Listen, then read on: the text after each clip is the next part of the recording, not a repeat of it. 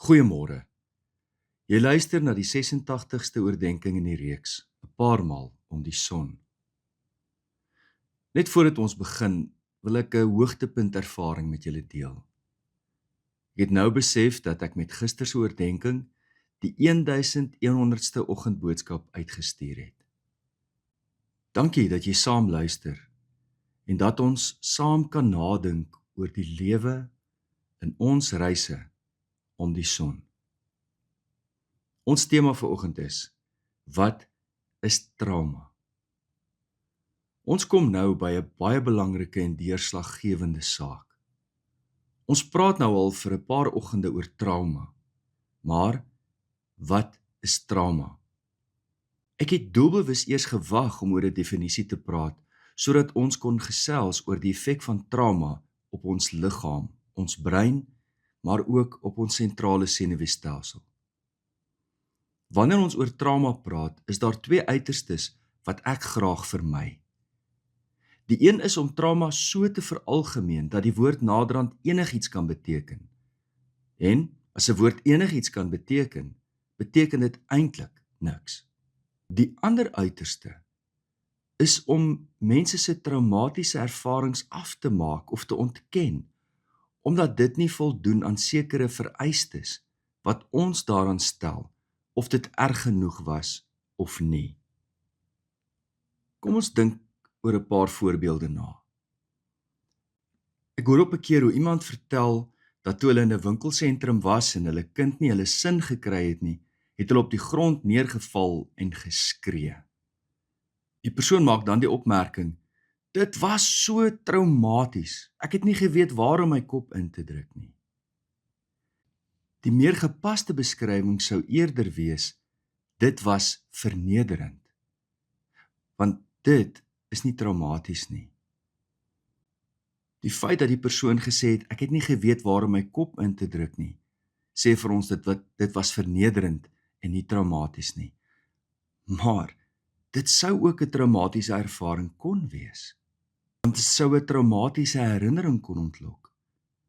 Die gebeurtenis waar 'n kind op die grond neerval en skree, kan moontlik herinner aan 'n ongeluk waar 'n kind ernstig seer gekry en so op die grond neergeval het.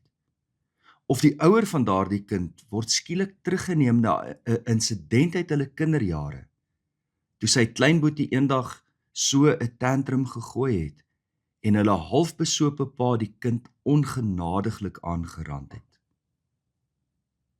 Kan jy sien hoe die twee uiterstes tentoongestel word? In die eerste voorbeeld was die woord trauma nie werklik van pas nie. In daardie opsig is die woord eintlik afgewater, dat dit nie werklike trauma beskryf nie. In die tweede voorbeeld sou iemand dalk later kon sê: "Ag, dit was nie so erg nie. Baie kinders kry lyfstraf omdat hulle stout is." Of "dit het in elk geval nie met jou gebeur nie."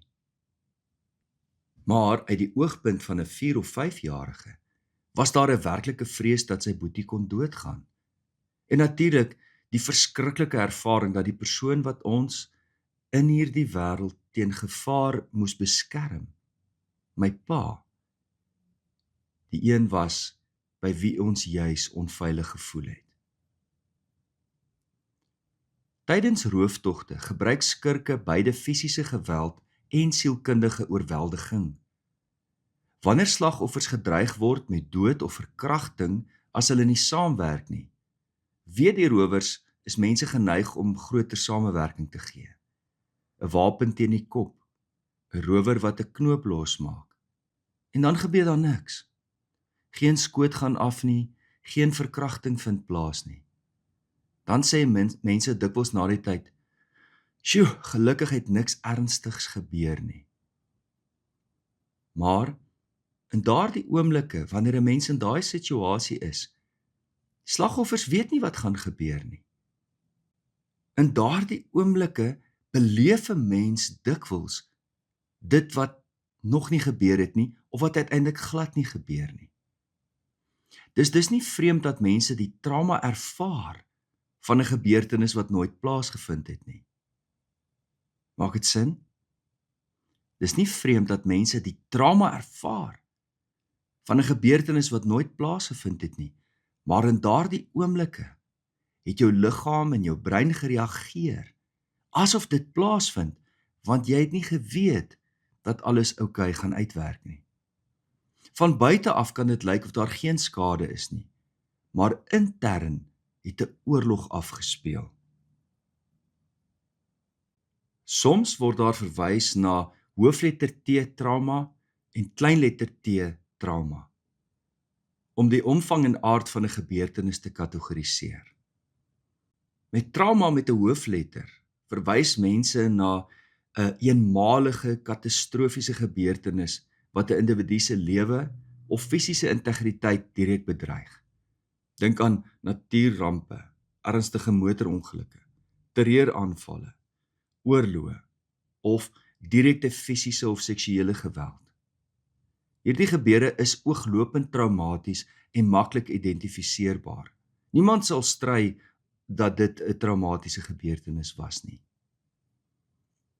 Trauma met 'n klein letter verwys na gebeurtenisse wat nie noodwendig lewensbedreigend is nie, maar wat die individu se emosionele kapasiteit en vermoë om die situasie te verwerk oorskry.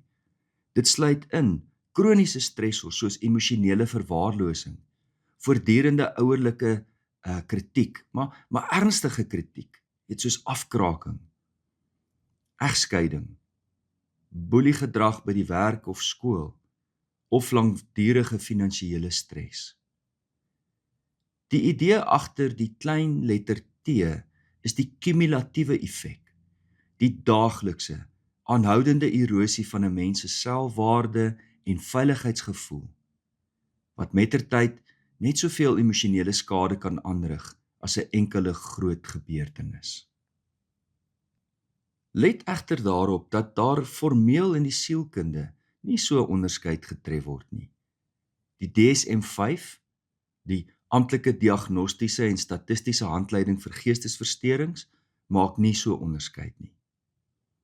En die skrywer Bessel van der Kolk, wat die boek geskryf het The Body Keeps the Score, saam met ander vooraanstaande neurobioloë, kritiseer hierdie kategorisering om 'n baie belangrike rede.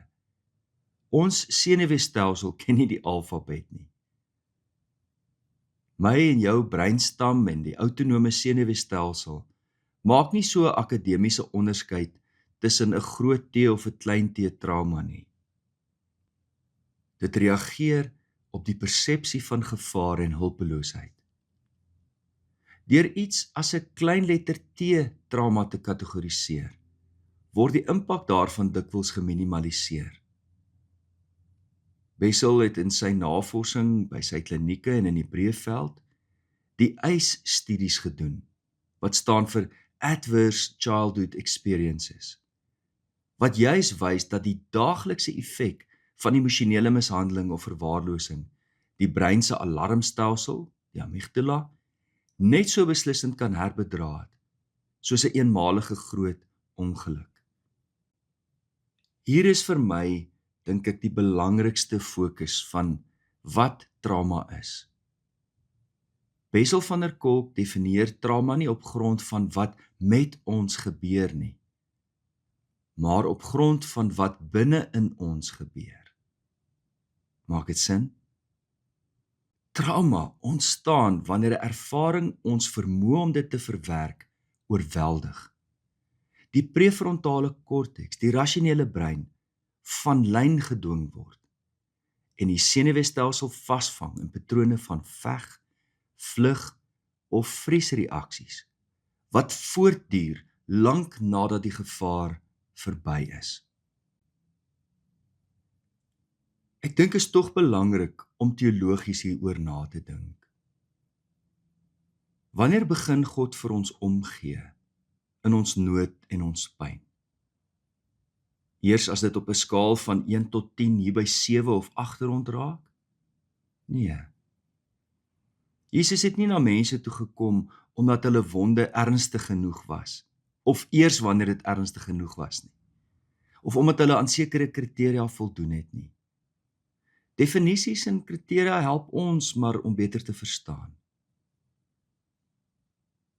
Maar die Here ontmoet ons waar ons is, in ons vrees, ons verwarring, ons gebrokenheid en ons pyn. Die Here wag nie eers dat ons moet bewys hoe groot ons trauma is, of hoe diep ons seer gekry het, voordat hy ons genadig is en ons te hulp snel nie. Hy kom vind ons presies waar ons is. En so behoort ons mekaar ook by te staan. Nie deur mense se pyn te meet of te vergelyk nie, maar deur dit raak te sien en met deernis daarop te reageer. Ons gebed kom uit die Groot Gebedeboek. Dit is 'n gebed wat Martin Luther gebid het. Here, hoe die dinge waarvoor ek vra deur U voorsien sal word, dit weet ek nie. Maar dat U sal voorsien, dit glo ek, want U het dit beloof. U het my geleer om te bid. Dan sal U mos sekerlik ook na my gebed luister. Here, dit is nie die verdienstelikheid van my gebed wat my oortuig dat U sal hoor en antwoord nie, maar die sekerheid van U trou. In Jesus naam. Amen. Sê Langenhoven se wysheid. Met 'n man wat met homself tevrede is niemand anders tevrede nie. Liefde en 'n geseënde dag vir elkeen.